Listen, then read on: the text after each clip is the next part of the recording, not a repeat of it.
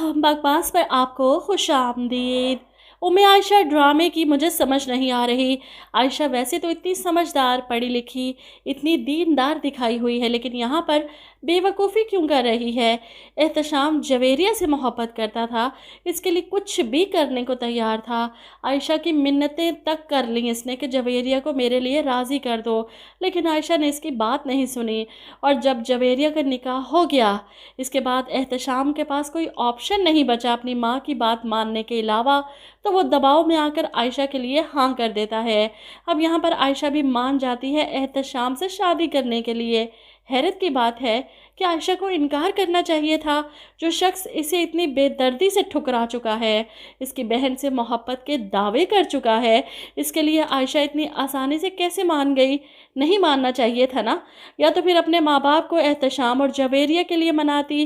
गलत बात है, ये मुझे तो समझ नहीं आई बल्कि बुरी लगी। या तो फिर आयशा पहले दिन से ही चाहती थी कि एहतशाम और इसकी ही शादी हो, इसीलिए जवेरिया को मनाने की भी इसने कोशिश नहीं की, समझाने की कोशिश नहीं की। और जब एहतशाम से इसकी बात तय हो चुकी तो एहतशाम भी हार मान चुका है। इसे कहता है मैंने ये रिश्ता अम्मी के कहने पर कबूल किया, मतलब ऐसा भी नहीं कि मैंने अम्मी ने ज़ोर ज़बरदस्ती की हो। खैर मैं कोशिश करूँगा कि तुम्हें दिल से कबूल कर सकूँ। आयशा खामोश बैठी इसकी बातें सुनती रहीं। वहीं दूसरी तरफ आप देखेंगे कि बिलाखिर अनूशे का असल चेहरा सब घर वालों के सामने आ चुका है। वो जिस कदर मीठी छुरी बनती थी, यास्मीन बेगम और शकील साहब के सामने इसकी असलियत खुल चुकी है। अपनी दोस्तों के साथ पार्टी करके वो काफ़ी लेट घर वापस आती है और इसकी ड्रेसिंग देखकर यास्मीन बेगम को बहुत बुरा लगता है। वो गुस्से से चिल्लाती है, ये तौर तरीके हैं हमारी बेटियों के, कोई शर्म हया भी चीज़ होती है। अपनी दोस्त के सामने अनूशे को लगा कि ताई अम्मी ने इसकी इंसल्ट कर दी है। वो गुस्से से चिल्लाती है कि इसके ताया अबू इसे कहते हैं अनूशे अपनी आवाज़ नीची रखो, और अनूशे तो अपने ताया का लिहाज भी नहीं करती, इनके सामने चिल्लाती है बस ताया अबू बहुत हो गया। नहीं होती मुझसे कोई आहिस्ता आवाज़ में बात, बेजार करके रख दिया मुझे ताई की पाबंदियों ने।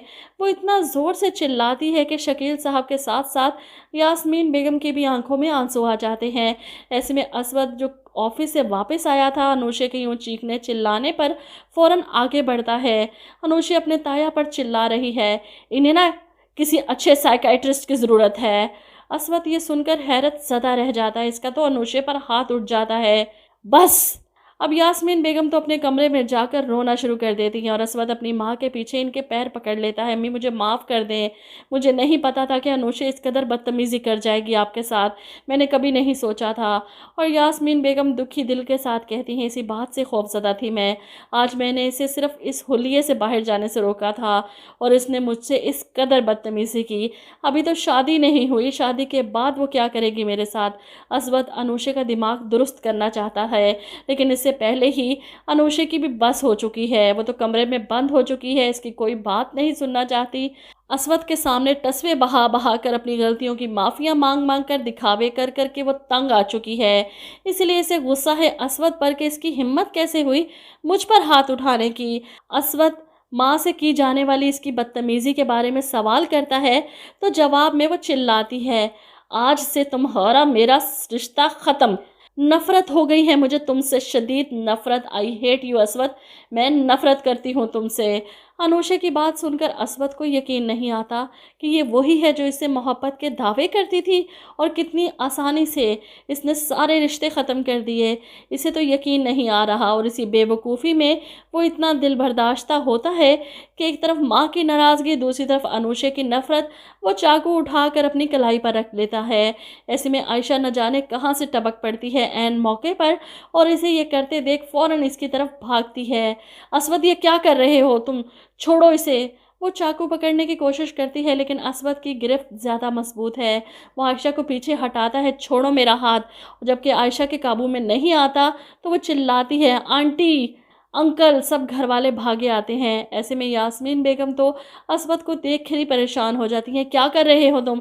आयशा रोते हुए कहती है, ये देखें क्या कर रहा है। यास्मीन बेगम इसके हाथ से चाकू पकड़ने की कोशिश करती हैं। ऐसे में असवद आयशा पर चिल्लाता है, तुम होती कौन हो मुझे रोकने वाली। जिस पर आयशा भी गुस्सा करती है, ज़िंदगी और मौत मेरे रब के हाथ में है। ये सुनकर असवद कांप जाता है।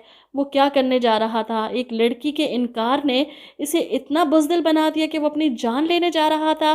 یہ سوچ کر ہی وہ کانپ جاتا ہے۔ وہیں یاسمین بیگم اپنے بیٹے کو گلے لگا کر روتی ہیں۔ اکلوتے بیٹے ہو میرے تم، یہ سوچا بھی تم نے کیسے؟ تمہیں کچھ ہو جاتا تو میں تو جیتے جی مر جاتی۔